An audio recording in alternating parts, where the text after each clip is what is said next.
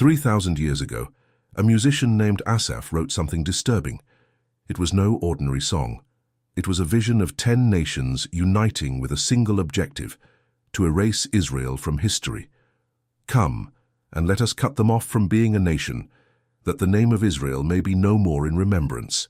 Words written in a time of peace, words that described something that had not yet happened. Now as 180 Iranian missiles pierce the sky toward Tel Aviv, and the axis of resistance operates on 5 simultaneous fronts, scholars from around the world ask the same question. Did Asaph see this? Think of the scenario for a moment. We are in October 2024, October 1st to be exact. The sky over Israel darkens with something that are not clouds. They are ballistic missiles, 180 of them, launched directly from Iranian territory. Not through intermediaries, not by third-party groups, by Iran itself. For the first time in decades of indirect conflict, Tehran decided to show its face. The Israeli air defense system, the famous Iron Dome, along with the Arrow and David's sling systems, works at maximum capacity. Sirens echo from Haifa to Beersheba. Families run to shelters. Children cry in the arms of parents who try to hide their own fear. But here is the detail that few perceive. The Iranian missiles did not come alone. In the same period, rockets crossed the northern border coming from Lebanon. Hezbollah, a Shia militia with more than 150,000 projectiles aimed at Israel, opens fire in solidarity. From the south, Hamas continues its operations after the devastating attack of October 7, 2023, which killed more than 1,200 people in Israeli territory. From Yemen, the Houthis fire drones and cruise missiles traversing more than 2,000 kilometers of distance, targeting Israeli cities and commercial ships in the Red Sea. From Iraq and Syria, Shia militias launch attacks against American bases and Israeli positions. 5 fronts, 1 coordination, 1 declared objective. Total silence would be the expected reaction from the world. But that is not what happened. What happened was a frantic race of analysts, historians, and theologians trying to understand what they were witnessing, and many of them returned to the same text. A psalm written 1,000 years before Christ was born. Psalm 83 is different from almost all the other 149 psalms in the Bible. It is not primarily a praise. It is not a meditation on divine goodness. It is a war prayer, an urgent cry in the face of a conspiracy that threatens the very existence of the people of God. Asaph, the author, was King David's choir leader, a man accustomed to composing melodies of worship. But in this specific text, he describes something that sounds like a military intelligence report. Consider the situation he presents, verses 1 to 4 of Psalm 83. Keep not thou silence, O God, hold not thy peace, and be not still, O God. For lo, thine enemies make a tumult, and they that hate thee have lifted up the head. They have taken crafty counsel against thy people, and consulted against thy hidden ones. They have said, Come, and let us cut them off from being a nation, that the name of Israel may be no more in remembrance. The phrase is surgical. They do not just want to defeat Israel, they want the name to cease to exist, to be forgotten, erased from human history. Now observe what the supreme leader of Iran, Ali Khamenei, declared publicly in October 2023, just 4 days before the Hamas attack. This cancer will definitely be eradicated, God willing, by the hands of the Palestinian people and the resistance forces throughout the region. In 2024, he was even more direct when speaking with Hamas leaders. The divine promise to eliminate the Zionist entity will be fulfilled, and we will see the day when Palestine will rise from the river to the sea. From the river to the sea, from the Jordan to the Mediterranean, all the territory of Israel eliminated. It is difficult not to perceive the echo. 3,000 years separate the words of Asaph from the declarations of Khamenei, but the essence remains identical. Let us cut them off from being a nation. This cancer will be eradicated. Different languages, same objective. But the most impressive similarity has not yet been mentioned. Asaph does not speak only of a generic enemy. He lists names. 10 specific names of peoples and territories that would form this anti-Israel coalition. And when you map these ancient names to modern geography, something extraordinary emerges. Verses 5 to 8. For they have consulted together with one consent. They are confederate against thee, the tabernacles of Edom and the Ishmaelites, of Moab and the Hagarenes, Gebal and Ammon and Amalek, the Philistines with the inhabitants of Tyre. Assur also is joined with them. They have holpen the children of Lot. 10 entities, one alliance. Let us decode each one. The tabernacles of Edom correspond to southern present-day Jordan and part of the Palestinian territory. The Ishmaelites are considered the ancestors of the Arab peoples, especially those of the Arabian Peninsula, including modern Saudi Arabia. Moab occupies the central region of today's Jordan. The Hagarenes were nomadic desert tribes, associated with the region that today includes parts of Syria and northern Arabia. Gebal, also known as Byblos, is in present-day Lebanon. Ammon corresponds to the region of Ammon, the capital of Jordan. Amalek inhabited the Negev desert and the Sinai Peninsula. Philistia is exactly the territory of the Gaza Strip. Tyre is a Lebanese city that exists to this day. And Assyria, Assur, corresponds approximately to northern Iraq and parts of Syria. Scale this for a moment. Gaza, Lebanon, Syria, Iraq, Jordan, Palestinian territory, all mentioned in a text from 3 millennia ago, all involved in some way in the current conflict. But there is a curious absence in this list. Iran is not mentioned directly in Psalm 83, and this raises an important question that divides scholars to this day. Some argue that the prophecy does not apply to the current situation precisely for this reason. Iran, which today leads the anti-Israel coalition through the so-called Axis of Resistance, does not appear among Asaph's 10 names. Others respond that Assyria, mentioned in verse 8, represents foreign powers that support the regional coalition, and that modern Iran fulfills exactly this role, the great power behind the local groups. Impartiality requires that we present both perspectives. There are serious scholars, such as Amir Tsarfati of the ministry Behold Israel, who argue that Psalm 83 was already fulfilled in the 1948 Arab-Israeli War, when Egypt, Jordan, Syria, Lebanon, Iraq, Saudi Arabia, and Yemen attacked the newborn Jewish state. According to this view, what we see today is not the fulfillment of Psalm 83, but rather a preparation for the war of Gog and Magog, described in Ezekiel 38 and 39, where Iran appears explicitly under the name of Persia. On the other hand, scholars like Bill Salus, author of the book Psalm 83, The Missing Prophecy Revealed, argue that the specific conditions described by Asaph were never fully met. The listed enemies never united in such a coordinated way as we see now, and the phrase that the name of Israel may be no more in remembrance has a particular resonance in an era where Iranian leaders speak openly of wiping Israel off the map. And here we enter fascinating terrain that few perceive. The connection between Psalm 83 and the prophecy of Ezekiel is not one of contradiction, but possibly of sequence. The 10 peoples listed by Asaph are nations that border Israel or are very close, an inner ring of enemies. Ezekiel 38, however, mentions more distant nations: Magog, generally identified with modern Russia, Persia, Iran, Kush, Sudan, Ethiopia, Put, Libya, Gomer, and Togarmah, Turkey. An outer ring. The theory gaining strength among many interpreters is that Psalm 83 describes a conflict that precedes the great invasion of Ezekiel. First, the immediate neighbors rise against Israel, then the larger powers. And what makes this even more intriguing is that several nations of the inner ring have already made peace agreements with Israel: Egypt in 1979, Jordan in 1994, the Abraham Accords in 2020 brought the United Arab Emirates, Bahrain, Morocco, and Sudan into normalization of relations. But Gaza remains hostile. Lebanon, through Hezbollah, remains hostile. Syria remains hostile. And Iraq houses militias that attack Israeli targets regularly. The axis of resistance is real. It is not a conspiracy theory. It is a documented coalition studied by Western think tanks, confirmed by intelligence agencies, proudly proclaimed by the participants themselves. This moment of reflection on alliances and prophecies leads us inevitably to a deeper question. If texts written millennia ago seem to describe contemporary events with disturbing precision, what else do these texts reveal? Psalm 83 does not exist in isolation.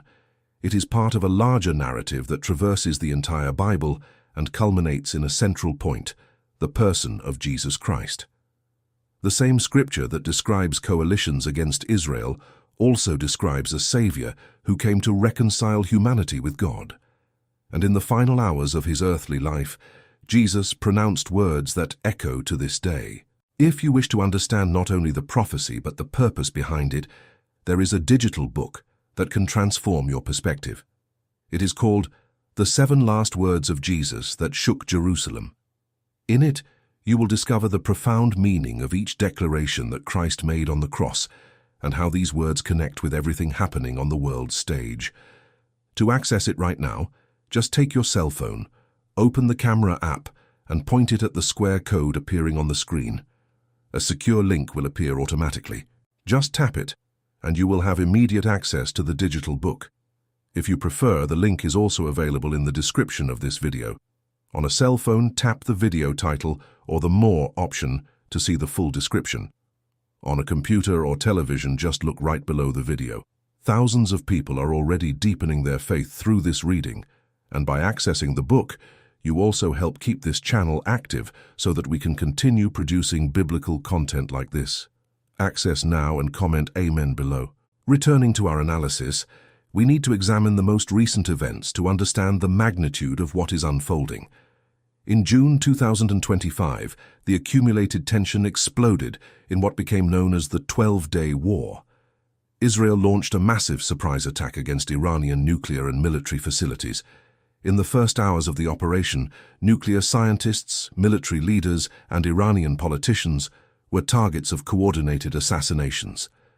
The International Atomic Energy Agency had declared 1 day prior that Iran was in violation of its nuclear obligations, having accumulated enough enriched uranium to produce 9 nuclear warheads. 9 warheads! The weight of this information is difficult to absorb. Iran retaliated with more than 550 ballistic missiles and more than 1,000 suicide drones. Civilian population centers were hit. A hospital in Beersheba was damaged. 61 buildings were destroyed in Bat Yam. 9 people died and about 200 were injured.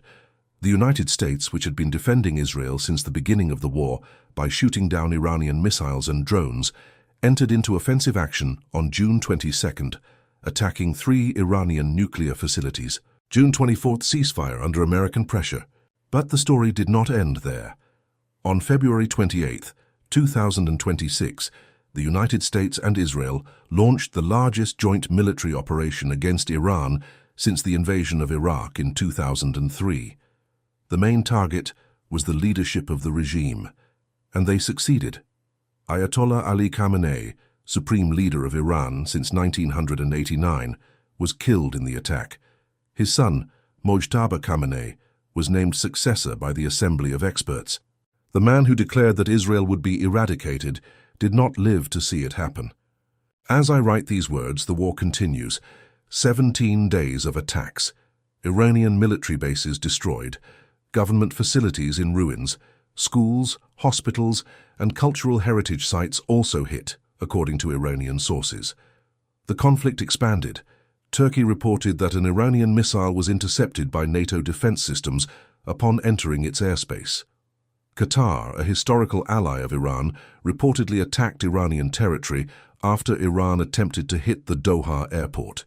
The Houthis in Yemen declared solidarity with Iran and threatened to resume attacks in the Red Sea. Multiple fronts, unlikely allies, declared enemies. Now observe what happens when you overlay this contemporary map onto Asaf's text. Gaza, the territory of ancient Philistia, has been in open war with Israel since October 2023. Lebanon, home to Tyre and Gebal, houses Hezbollah, which fired thousands of rockets against northern Israel. Syria, part of the ancient Assyrian territory, was the stage for Israeli operations against Iranian positions for years. Iraq, also Assyrian territory, hosts militias that attacked American forces more than 170 times since October 2023. The Houthis in Yemen, although not mentioned directly in the psalm, operate as part of the same axis of resistance, coordinated by Iran. The question that divides scholars remains: are we seeing the literal fulfillment of Psalm 83, or just historical coincidences that repeat because the geopolitics of the Middle East never fundamentally changed? Intellectual honesty requires recognizing arguments from both sides. Critics of the prophetic interpretation point out that Jordan and Egypt, mentioned indirectly in Asaph's list through Edom, Moab, Ammon, and possibly the Ishmaelites, currently have peace treaties with Israel. Jordan even cooperates with Israel on security issues. Egypt maintains normal diplomatic relations. These are not exactly the conspiratorial enemies described in the psalm. Defenders of the prophetic interpretation respond that the situation can change rapidly. Egypt nearly broke relations with Israel during the war in Gaza. Arab public opinion, even in countries with peace agreements, remains overwhelmingly hostile to Israel. And if the current war expands significantly, these alliances could dissolve. There is also an alternative interpretation that deserves consideration. Some theologians argue that Psalm 83 is not a prophecy of a specific event, but a paradigmatic prayer, a model of a cry that the people of God can use in any era when facing hostile coalitions. In this reading, Asaph was not predicting a specific future event, but expressing a recurring reality in the history of Israel. And here is the point that is frequently lost in debates. Even if you adopt this non-literalist view, the spiritual relevance of the text remains intact. For observe what happens at the end of the psalm. After describing the conspiracy and crying out for divine intervention, Asaph does not end with destruction and vengeance. He ends with conversion. Verse 16, "Fill their faces with shame, that they may seek thy name, O Lord." Verse 18, "That men may know that thou, whose name alone is Jehovah, art the most high over all the earth." The divine intention, even in the midst of judgment, is redemption, not annihilation. This sheds light on something that Western observers frequently do not understand about the conflict in the Middle East. For many who inhabit that region, both Jews and Arabs, the spiritual dimension is not an addendum to geopolitics. It is the foundation of it. When Khamenei speaks of a divine promise to destroy Israel, he is invoking a theological vision. When Israelis cite God's promise to Abraham about the land, they are also invoking a theological vision. The conflict is not just about territories, water, refugees, or security. It is about sacred narratives that clash. And it is precisely here that the final words of Jesus on the cross gain a relevance that transcends any geopolitical analysis. While nations conspire and missiles cross borders, there is a message of reconciliation that remains available to all peoples, regardless of which side of the conflict they find themselves on. The cross did not choose nationality. The invitation to salvation does not require a passport. If you feel you need to go beyond the news and understand the heart of the gospel in the midst of all this chaos, the digital book, The 7 Last Words of Jesus That Shook Jerusalem, may be exactly what you need. Point your cell phone camera at the code on the screen or access the link in the description. Each access also strengthens this ministry of biblical teaching. The human dimension of this conflict cannot be ignored. Behind the numbers of intercepted missiles and destroyed bases, there are people. In Israel, more than 60,000 citizens from the north were displaced from their homes during the Hezbollah attacks in 2024. Entire communities lived in shelters for months.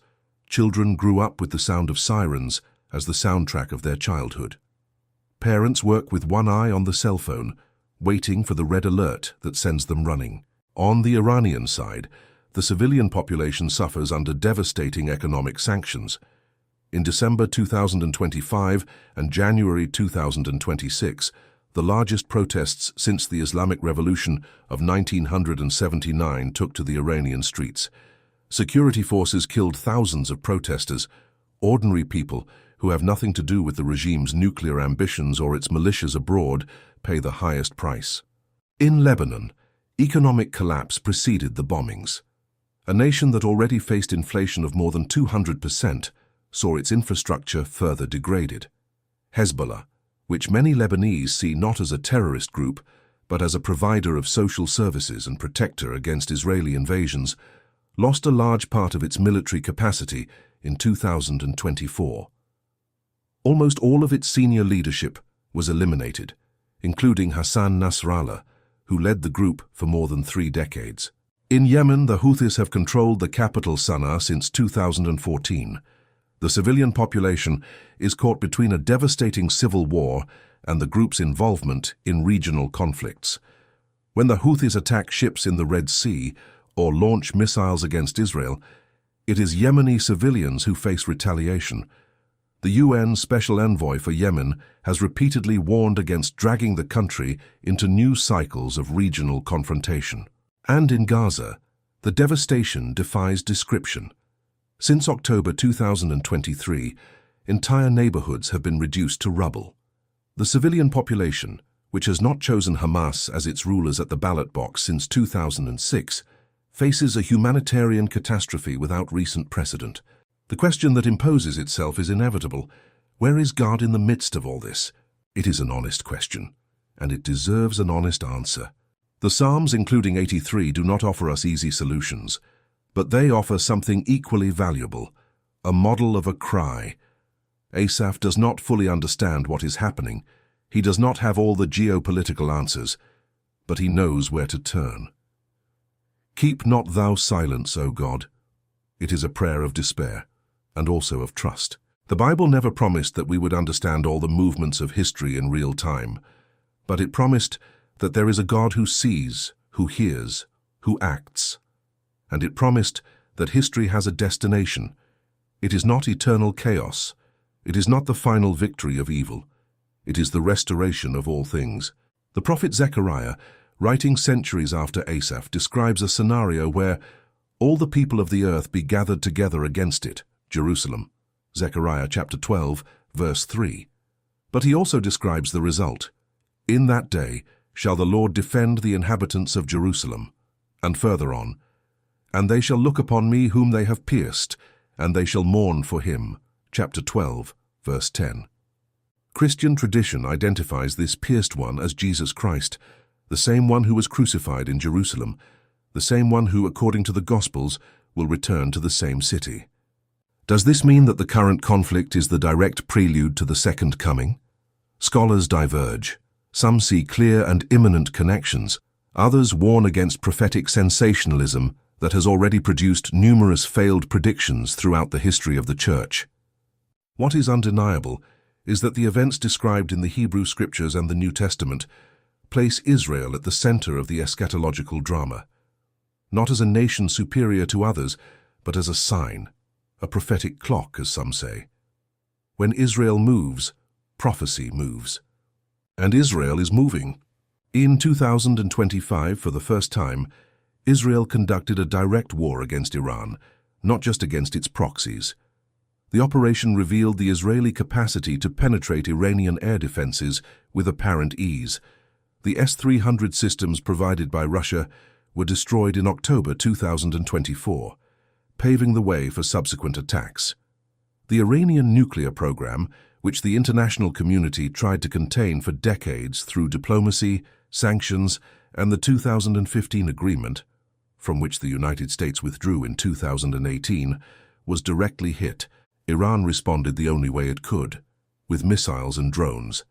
But the asymmetry became evident. The Israeli defense systems, supported by the United States, United Kingdom, France, and even Jordan, intercepted the vast majority of the projectiles.